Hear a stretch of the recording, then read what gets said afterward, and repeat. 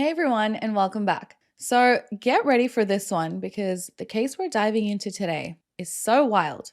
It honestly sounds made up, but I swear every single part of it is 100% real, which makes it even more wild. Imagine this: you go to the hospital because you're having a panic attack.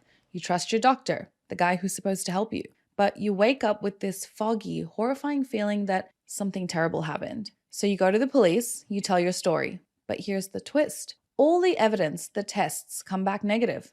Not once, but 3 times. What do you do when you're a 23-year-old single mom and it's your word against everyone else? Everyone, your neighbors, your friends, the police, they all think you're a liar. This is the story of Candice Fonagy and her 7-year fight to prove that the impossible was actually true.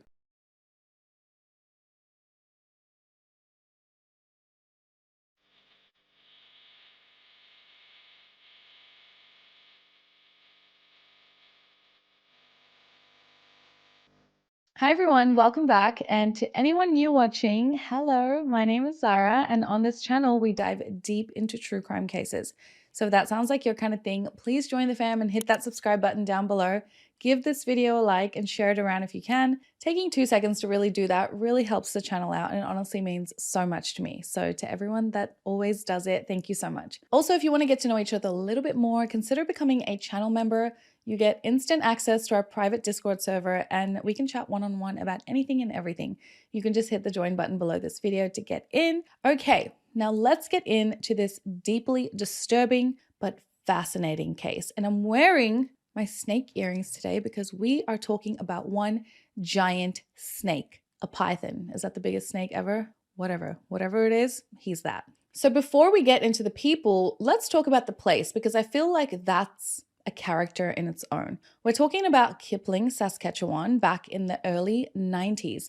Kipling is this tiny prairie town with only about 1,100 people living there at the time. The population was so small that the farm animals outnumbered the actual people. It's the kind of place where everybody knows everybody. It was named after the author Rudyard Kipling, and life there was pretty quiet, mostly centered around farming. It was a real close community, you know? The town even holds the Guinness World Record for the world's largest paperclip, which is kind of quirky, odd, a little bit sweet, and it just makes the darkness of this story feel so much more out of place. Now, it's not like crime didn't exist in Canada back then. In the early 90s, crime rates were actually starting to go down nationally, but Saskatchewan has always had a bit of a higher violent crime rate than other parts of the country. I believe the community, the town, had 5 to 6 sexual assaults a year, which to me seems a lot for only 1,000 people. And they had a few break-ins here and there, but that's about it. Still, in a town as small as Kipling, a violent crime, especially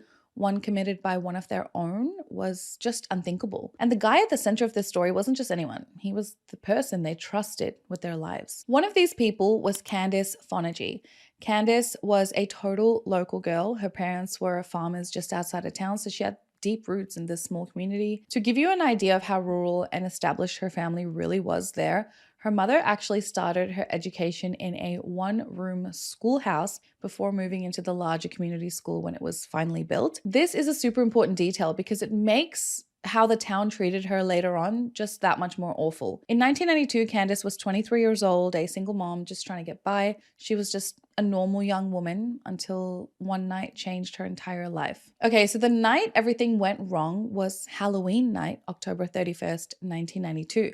Candice was having a really rough night. She was working at her job at the gas station when her boyfriend Danny stopped by. Now, the two of them got into a really bad fight, and Candice just left the gas station and got into her car. She drove off pretty angrily, and she did what anyone would do. She went to go talk to her best friend. Her best friend worked as a nurse at the Kipling Medical Center. So Candice got to the Kipling Medical Center and tried looking for her best friend, but when she was told that her friend wasn't working that night, she absolutely broke down. Candice became hysterical, crying, and just super emotional. Her panic attack was in full swing and she was inconsolable. Finally, another nurse suggested that she see a doctor instead of just going home to sort herself out. And guess who was the doctor on call that night? Her family doctor, Dr. John Schneeberger. Candace was familiar with Dr. John as he had been her doctor for a while and even delivered her baby. So she got into an examination room with him and began telling him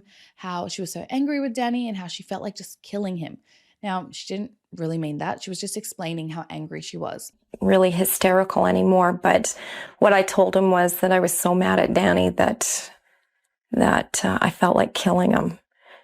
But I didn't actually mean that I was going to go out and kill him. I was just describing how angry I was.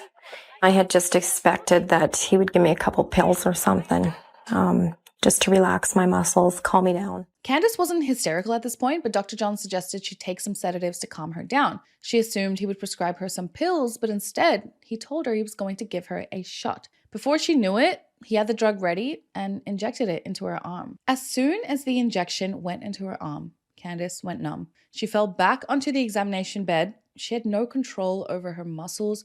She almost felt like a piece of jelly falling over. So she tried to scream, just out of reflex, but no words, no sound came out. I think she didn't expect it. She knew she was getting sedated, but she probably didn't expect this type of a reaction. So while she's lying there like a pile of jelly, she begins to feel something strange. Now her eyes are closed. She's really hazy. It's like she's almost in those early stages of deep sleep, when you're asleep, but you can be aware of the sounds around you. So while she's in this state, she begins to feel pressure on different parts of her body, but more specifically between her legs. She describes it like visiting the dentist, when they numb your gums and they're working on a tooth.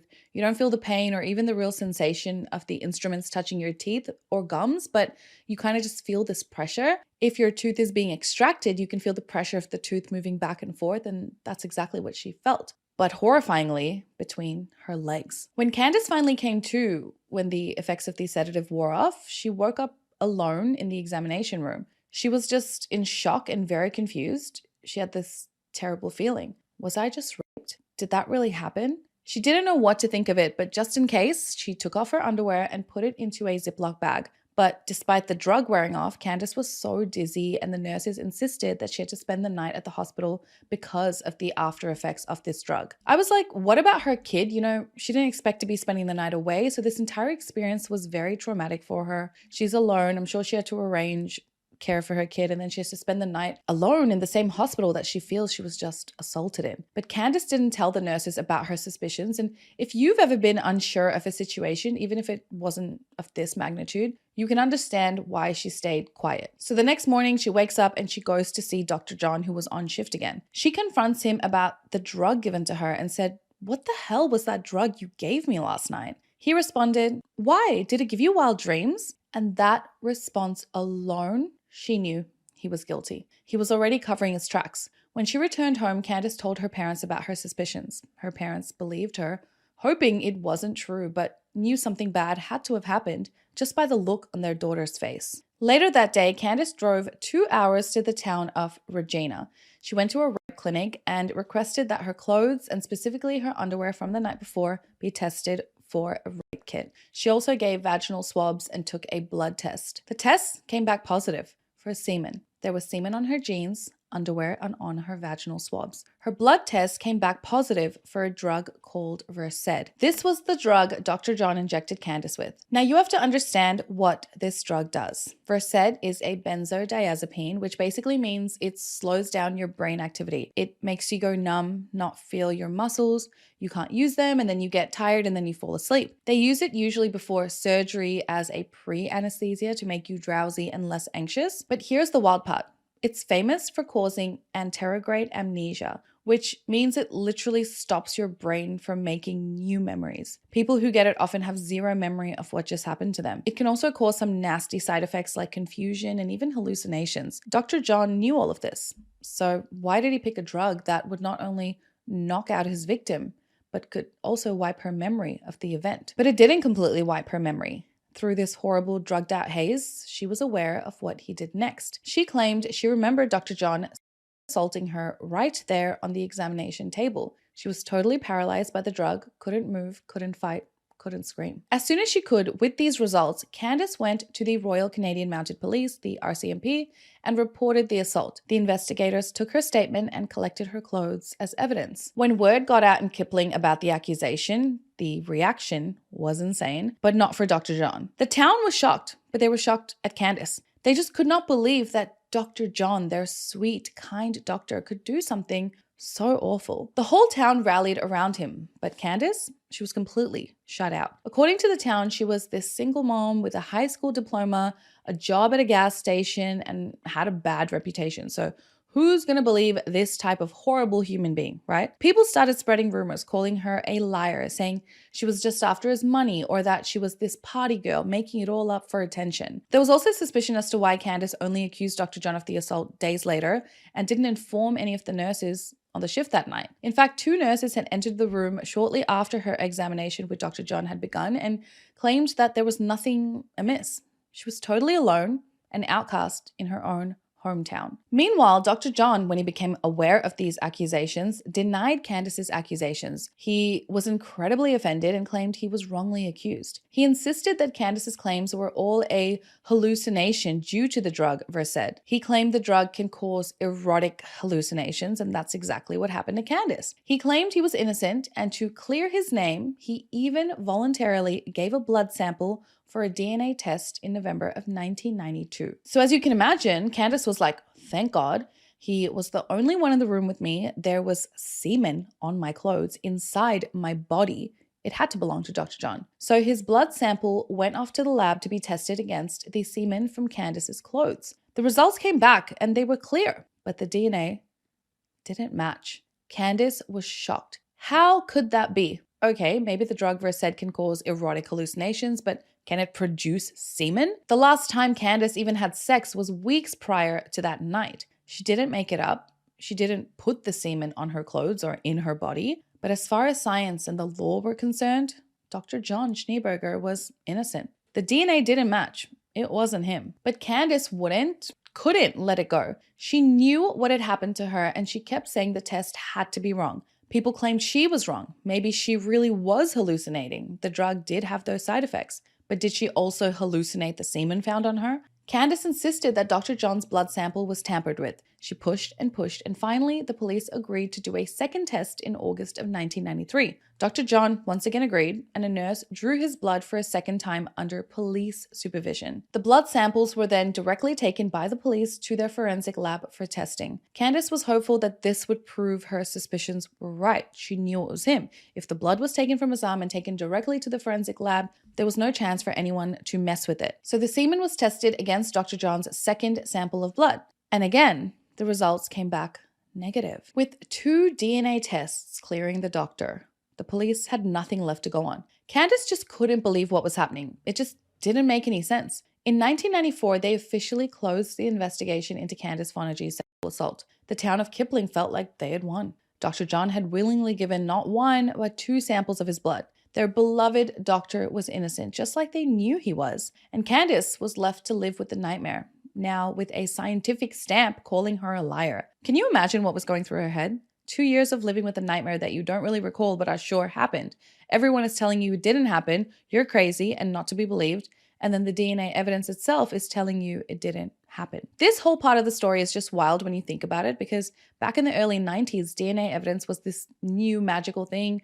Everyone saw it as 100% foolproof, and Dr. John, with his medical brain, knew that. For years, it really looked like Candace was this crazy, opportunistic liar. The sexual assault case was closed. Everyone in Kipling loved Dr. John again, and Candace was left totally alone. The town was not kind to Candace. She got nasty looks wherever she went, and in a town that small where everyone knows your name, that couldn't be easy. But she never, ever gave up. She was so sure she was right that she hired a private investigator named Larry O'Brien to keep looking into it. Larry actually managed to break into Dr. John's car and got a sample of his DNA. He got a piece of hair from the headrest of his car and then a tube of chapstick branded lip balm. Candace paid for a private lab to test these items herself. The hair didn't have a root on it, so it was pretty useless, but they could test the skin cells left behind on the lip balm. And guess what? It was a match. The DNA on the lip balm was an exact match to the semen sample found on Candace.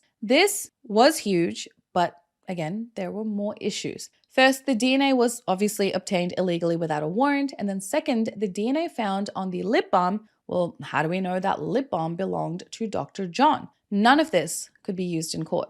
But Candace decided to file a civil suit against Dr. John and the medical board instead. So in court, she sat directly opposite Dr. John's wife, Lisa, who supported him fully and glared at Candace throughout the entire hearing. Again, Candace didn't back down. She was like, you are so dumb if you believe your husband. Like, she thought Lisa was like an idiot because she's like, how do you believe this man? And now this man's going to do it to someone else. The pressure not only was enough to get the police to agree to one more official test in 1996, but Dr. John also agreed. He wanted this accusation over and done with. So this third blood test was done on camera on November 20th, 1996. So on camera, Dr. John is calm and friendly, wearing this yellow Lacoste jumper. The lab technician, Jean, states she wants to take blood from Dr. John's finger this time, but he politely refuses, saying he has this condition where his hands bruise easily and he would prefer it being taken from his left arm. Now, because this is a voluntary test, he can't be forced to do anything, so Jean agrees. Even though she's kind of like that's a bit weird. Like, blood from your finger is like a couple drops, it's like not that much. It's not going to bruise. So she found that a bit odd, but she was like, whatever, let's do the test. So she proceeds to take blood from his left arm, the same arm he's given all his blood samples from. And at first, no blood comes out. The vein Jean enters is pretty large, so she finds this odd, but she tries a second time. She still has a little bit of trouble, but she finally gets a little sample. After, as she's packing up the sample, Jean looks pretty puzzled. She states on camera that the blood looked odd. It didn't look fresh. But she's like, I took it right there and from his arm in front of everyone. So they're like, okay, that's his blood. Let's take it for testing. It's a little strange in that, the blood doesn't look really kind of fresh. I don't know. But you're not going to believe this. The sample was determined to be too degraded to be used for testing. I can't even imagine how crushing this would have been for Candace. She was so upset. This was the last chance for her to get his freaking DNA, and this third time was messed up again. In her mind, she believed that all of his blood samples were being intentionally tampered with to let him walk free. I mean, what are the chances that this third blood test, now the blood doesn't look fresh and it's not enough to be tested for? It's like everything kept going wrong. Were so many people involved in protecting this predator? The police, though, were suspicious that the lip balm DNA matched, but because the blood sample, which they knew belonged to Dr. John, they didn't know who the lip balm belonged to, but his own blood didn't match the semen, so it was too hard to arrest him. The DNA doesn't lie, right? But while Dr. John was keeping up his perfect public image, his life at home was starting to fall apart. In 1997, 5 years after Candace's accusations against him, his wife Lisa found something that just blew the whole case wide open. So let's talk quickly about John and Lisa. Dr. John Schneeberger was born in 1961 in what's now Zambia, South Africa. He got his medical degree in South Africa and then moved to Canada in 1987, eventually setting up his practice in Kipling. By 1992, Dr. John was a local celebrity. In a town with only 2 doctors, he was a pretty big deal. Everyone described him as this charming, gentle, super caring guy. He married Lisa Dillman in 1991, and she had 2 kids from a previous marriage, a son and a daughter, and then together they had 2 more daughters. Lisa said that every time she went into town, people would literally stop her on the street to tell her how lucky she was to be married to such a wonderful man. So fast forward to the year 1997. Lisa's eldest daughter, her 15-year-old, so Dr. John's stepdaughter, came to her one night in April and told her mother something horrific. She claimed her stepdad had been raping her for years. She told her mother that her stepdad would come into her room at night and inject her with a drug. Lisa, as you can imagine, was shocked. This was the same story Candace had given 5 years prior. Now, could her daughter have heard these accusations around town and then made the same claims? Yes. But as a mother, you believe your child first. So Lisa, despite her shock, her fear, her anger, looked around their home. She soon found a box hidden inside her husband's home office. When she opened up that box, everything came crashing down. Inside the box were condoms, needles, and drugs, including the drug Versed, the same drug Dr. John used on Candace. This had been going on for years, back in 1994 and 1995. Lisa was horrified and blamed herself for what her daughter had gone through for all those years. This was the colossal break in the case that was desperately needed. For Lisa, the woman who had stood by her husband, defended him, this was the ultimate betrayal. Forget betrayal. This is life-altering. The man the town thought was a saint was a monster in his own house. And she did the bravest thing imaginable. She went straight to the police and turned him in. She didn't confront him. She didn't try, to find out what happened. Dude, you're being arrested. Lisa's decision completely changed everything. Dr. John's whole plan was built to beat science and public opinion. He had this fortress of lies that seemed like it could never be broken.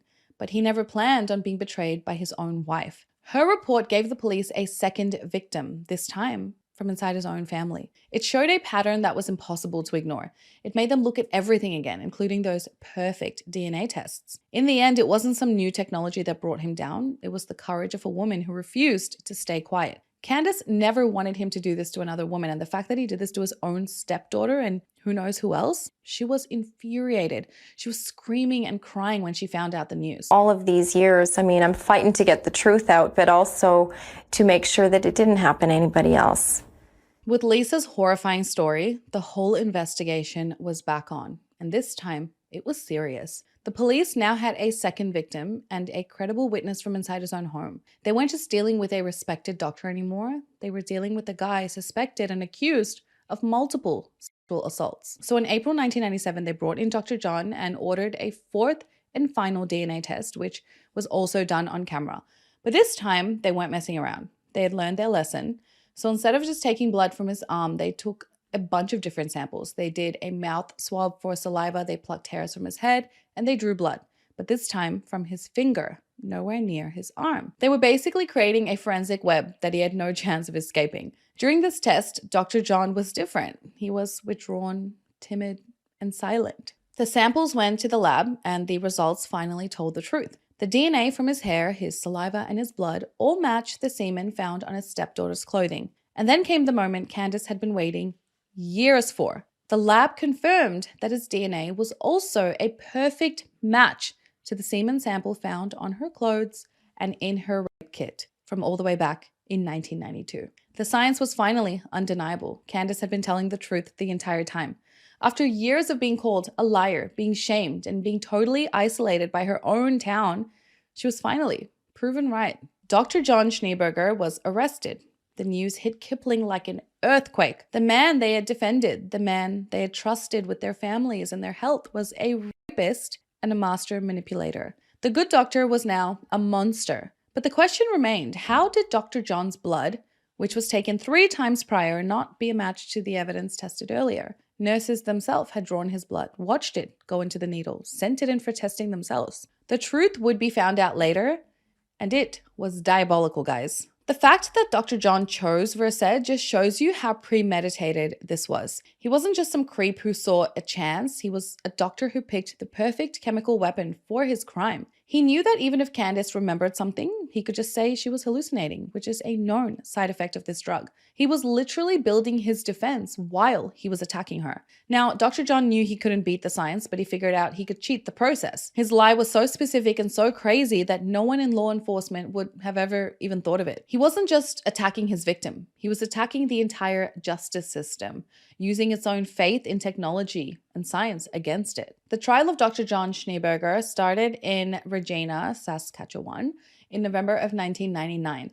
The courtroom was packed. The town was intrigued, shocked, and confused. The case was already getting international attention because of how bizarre it was. But nobody was ready for what was about to happen. When Dr. John got on the stand, he did something absolutely mind-blowing. He admitted to forensic deception. He was charged for the rape of Candace and the multiple rapes of his own 15-year-old stepdaughter. When he took the stand, he just calmly explained to the court how he had faked his own blood. How? After he raped Candace, he assumed she would just be another victim with no memory of the attack. But when she confronted him the very next day and accused him shortly after, Dr. John decided to perform a surgery on himself. He went into his office at the hospital, and with him, he took a little sample of one of his patient's blood, and he took a 15-centimeter long rubber tube. Now, it was a male patient, and I'm not sure how this blood was accessible. Maybe he had some patients recently take blood tests, and he accessed this blood before it was sent to the lab. He goes into the bathroom,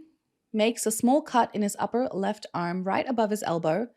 He then surgically put the tube filled with another man's blood in his arm to fool the police. Then when Candace's accusations became louder and louder, he willingly agreed to provide a blood sample to prove he was innocent, but only allowed it to be taken from his left arm. He repeated these surgeries 2 more times for a total of 3 blood tests. Now that blood test, which was caught on camera, if you watch this video closely, he rolls up his shirt on his left arm very carefully. He doesn't roll it too high to expose the surgical cut or the tube. So when the lab technician, Jean, draws his blood from the elbow area, the needle, would be long enough to pierce and enter the rubber tube and then draw the decoy blood. Again, looking carefully at this video for a second, you can clearly see the rubber tube in his arm. By the time the 3rd test was done by Jean, the blood in that tube was old. That's why Jean was unsuccessful the first time, and that's why she said the blood she collected, that she managed to even collect, looked really odd. It didn't look fresh.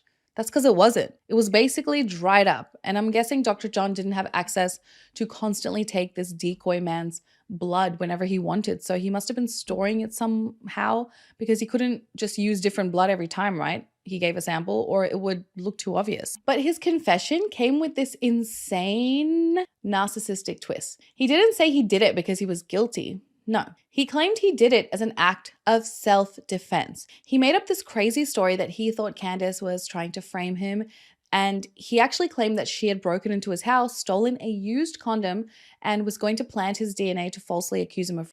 He then decided to use his own patient's blood in his arm because he had no other way to defend himself. It was such a ridiculous defense. It just showed what a narcissist he was. Even when he was totally caught, he couldn't take any responsibility. In his twisted mind, he was still the victim. He was the brilliant doctor targeted by this crazy woman, and his criminal deception was just a smart way to protect himself. The prosecutor, Dean Sinclair, was floored, later saying it was the most incredible deceit he's ever seen, and it was actually laughable. Candace took the stand and she stayed strong. She herself says she kicked Dr. John's lawyer's ass. The jury thankfully saw right through the garbage, and on November 25th, 1999, the verdict came in. Dr. John Schneeberger, who was 38 at the time, was found guilty of sexually assaulting Candace Fonagy, guilty of drugging her, guilty of sexually assaulting his stepdaughter, and guilty of obstruction of justice for all the times he faked those DNA tests. He got off on a couple of lesser charges, like using a sedative on his own stepdaughter, which is always odd to me. Like,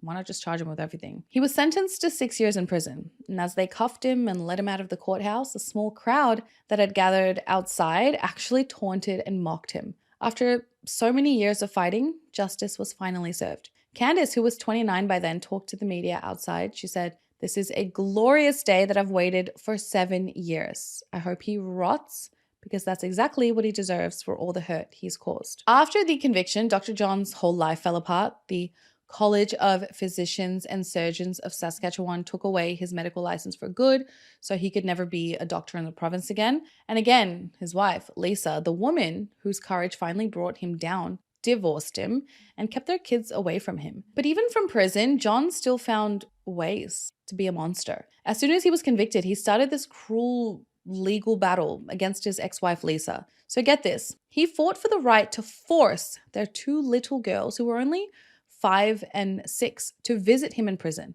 What a sicko. Lisa fought back like hell, saying it would be incredibly traumatic for her kids to have to see their rapist father, a father they didn't even remember. The public was outraged. A protest group called Mad Mothers Against Pedophiles even showed up to the prison to support Lisa. They tried to do this court-ordered visit once, but a social worker had to actually call it off because the little girls got so upset they couldn't even go inside into the prison. Finally, with all the public pressure, John finally just gave up the fight. In 2003, after serving just 4 years of his 6-year sentence, John got out on parole, but he wasn't going to be free in Canada for long. His ex-wife Lisa had also reported him to immigration. It turned out that when John applied to become a Canadian citizen back in 1993, he had lied on the application. He just conveniently forgot to mention that he was under police investigation for the rape of Candace. So because he got his citizenship essentially by lying, the Canadian government took it away in December of 2003.